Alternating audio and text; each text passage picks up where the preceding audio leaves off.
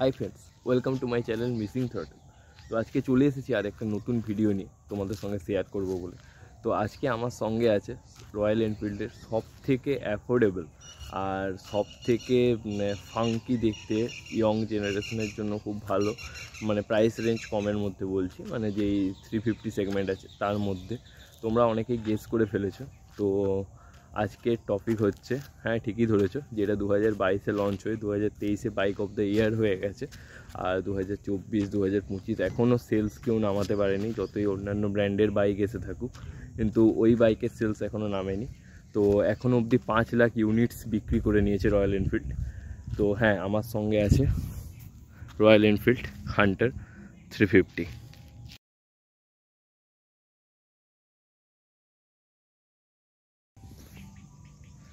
আমার সাথে আছে royal Enfield Hunter 350 rebel blue, যেটা আমি নিয়েছিলাম 210 অনরোড প্রাইসে।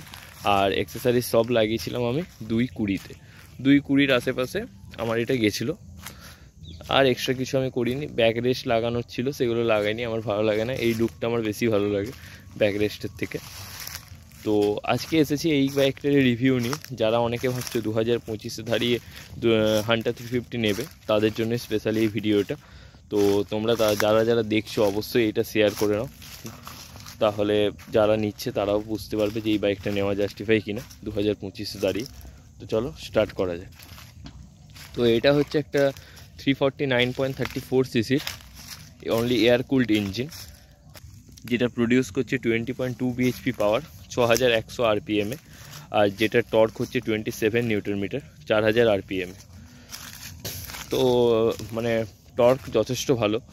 আর আমি যখন চালিয়েছি লো এন্ড টর্কটা এতটাই ভালো, তোমরা ভালো ফিল করতে পারবে এটা। আর কোথাও যদি তোমরা ট্যুরে যাও, পাহাড়ে টাহাড়ে এইসব জায়গায়, অনেকটাই তোমাদের হেল্প করবে পুশ করতে। আর ক্লাসিক বলো, মেটেওর বলো, স্ট্যান্ডার্ড, সব কিছুর ইঞ্জিন সেম। এই 349.34 সিসির এই ইঞ্জিনটা, এয়ার কুলড ইঞ্জিনটাই সব জায়গায় ইউজ করা হয়েছে। হ্যাঁ, এবার মানে ওয়েট অনেকটা বেশি, যেটা হচ্ছে ওই জন্য মানে এটা অনেকটা হালকা বলে এর স্পিডটা অনেকটা বেশি এবং তাড়াতাড়ি উঠে। তো ইয়ং জেনারেশনের পক্ষে এটা খুবই একটা ফাঙ্কি টাইপের দেখতে আর অ্যাট্রাকটিভ। মানে যখন তুমি নিয়ে বেরাবে তখন সবাই তাকাবে এর এই লুকটার জন্য। এটা খুবই একটা ভালো পজিটিভ দিক, ঠিক আছে। এবার এইখানে মানে আমি যদি এবার আসি, এর টপ স্পিড 130 কাছাকাছি চলে যায়, 120 to 130-র কাছাকাছি এটা পৌঁছে যায়, ঠিক আছে। এটা 5 স্পিড গিয়ার বক্স দিয়েছে, 6 স্পিড নয়, এটা 5 স্পিড গিয়ার বক্স দিয়েছে। 1 ডাউন 4 আপ, 1 সিলিন্ডারের বাইক, স্বাভাবিক। তারপর হচ্ছে ফিউল ট্যাঙ্ক ক্যাপাসিটি যদি আমি এখন বলি, এটা হচ্ছে 13 লিটারের ফিউল ট্যাঙ্ক। আর রিজার্ভ ফিউল ক্যাপাসিটি হচ্ছে 2.6 লিটার। এটা BS6 ফেজ 2, ঠিক আছে। E20 পেট্রোল দেখতে পারো তোমরা, E20। এবার যদি আমি মাইলেজের ব্যাপারে বলতে গেলে, আমি এখানে সিটির মধ্যে পাই 32, 33, 35 এরকম পেয়ে যাই আমি সিটির মধ্যে। খুব ভালো, যদি তোমরা ক্লাচ ইউজ করতে পারো তাহলে তোমরা মাইলেজটা বের করতে পারবে। আর লংয়ে গেলে আমি পেয়েছি 40 কাছাকাছি, 38, 40 এরকম আমি পেয়ে গেছি লংয়ে, ঠিক আছে। এর থেকে বেশি আশা করা যাবে না।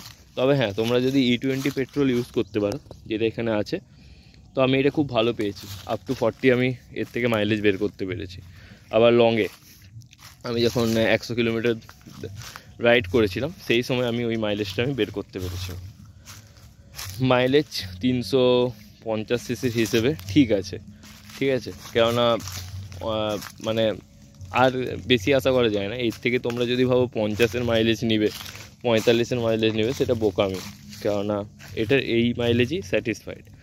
তো আমি যেটা বললাম তোমাদের হালকা, এর কার্ব ওয়েট হচ্ছে 181 কেজি, বাইকটার কার্ব ওয়েট হচ্ছে 181 কেজি। আর সিট হাইট হচ্ছে 800 mm।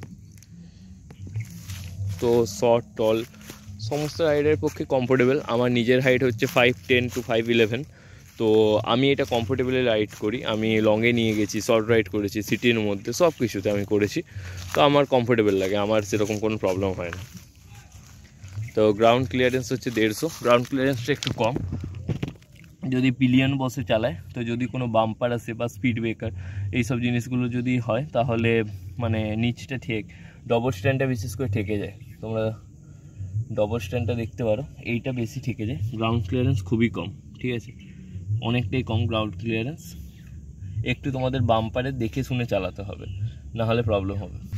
এবার যদি আমি আসি এখানে ব্রেকস, হুইলস আর সাসপেনশন কেমন, সেটা যদি তোমাদের আসে, অনেকের জানার থাকে যে যেহেতু আমরা ডুয়েল চ্যানেল এবিএস পাচ্ছি আর বাইব্রের আমরা ব্রেকিং এবিএস, তো আমরা কেমন পাচ্ছি, এটা আদৌ কমফোর্টেবল নাকি।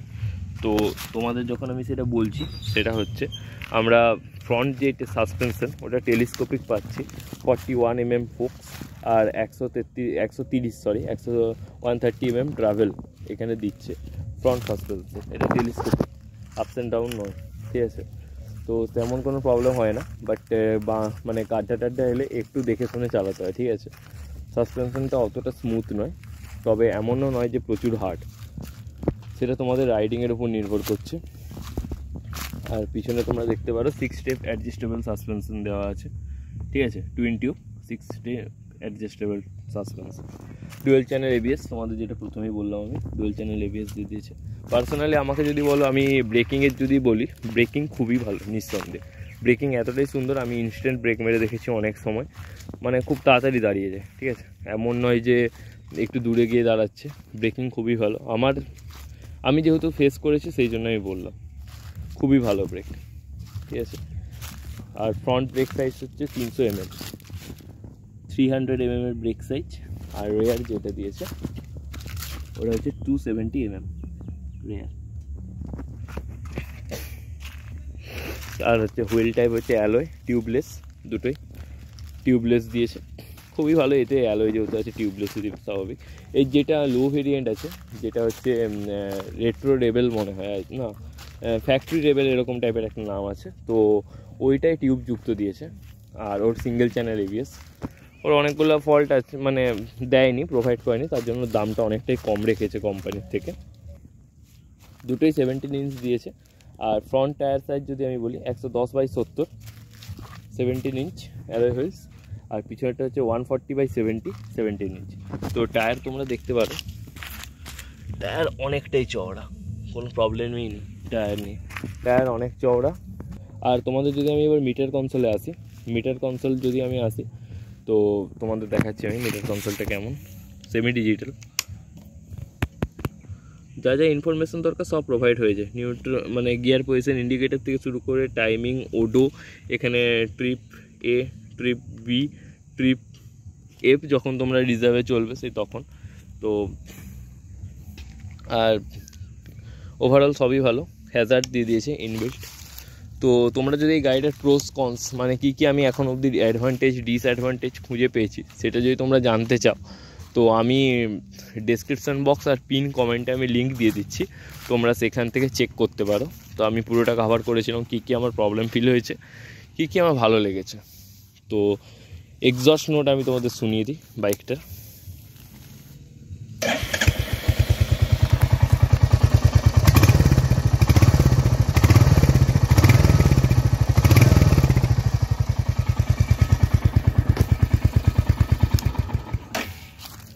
এক্সস্ট নোট খুবই ভালো বাইকের।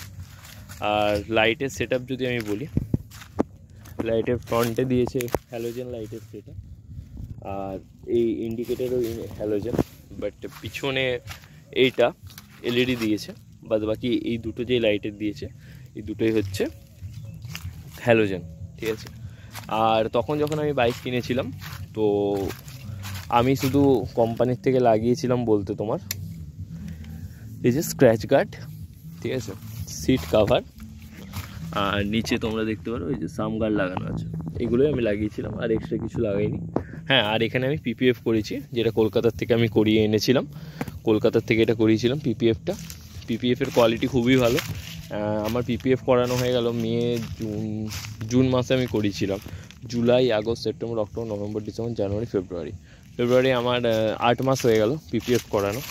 দেখতে পারো পুরো দারুণ আছে। তো দাদা সত্যি খুব ভালো কাজ করেছে। ওভারঅল ভালো। পিলিয়ন বসলে যদি পিছনে ব্যাকরেস্ট না থাকে একটু প্রবলেম হয়, বাদবাকি আদারওয়াইজ আমি লংয়ে নিয়ে গেছি। আরও যত দিন যাবে তত আমি তোমাদের সঙ্গে ভালো করে শেয়ার করতে পারবো। এটা আমার ছিল 7 মান্থ ওনারশিপ রিভিউ, ঠিক আছে। সেরকম আমি চালাইনি, মানে আমার সেকেন্ডারি বাইক হিসেবে এটা আমি রেখেছি, কেননা আমি লংয়ে যখন নিয়ে যাই তখন প্রচুর ইউজ করি এটাকে। কিন্তু লং এখন আবার আসছে, তো তোমরা যারা যারা সাবস্ক্রাইব করোনি অবশ্যই তাড়াতাড়ি সাবস্ক্রাইব করে নাও। তো চলো আজকের মতো ভিডিওটা এখানে অবধি। ভিডিওটা ভালো লাগলে অবশ্যই লাইক, কমেন্ট, শেয়ার এবং সাবস্ক্রাইব করবে। তো দেখা হচ্ছে নেক্সট ভিডিওতে। তোমরা যদি হান্টারের বিষয়ে আর কিছু জানতে চাও তো আমাকে কমেন্টে অবশ্যই বলবে, আমি তার অ্যান্সার দেবো, ঠিক আছে। তো চলো টাটা, বাই বাই।